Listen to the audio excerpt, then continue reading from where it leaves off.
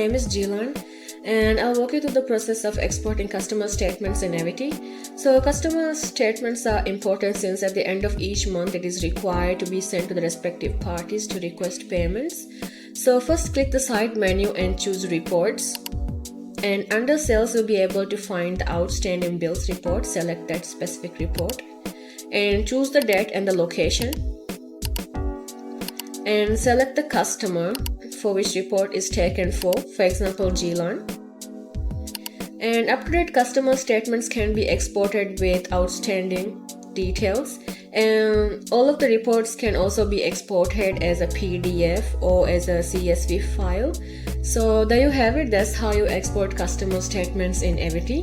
Thanks for watching and thank you for using Ewity Point of Sale.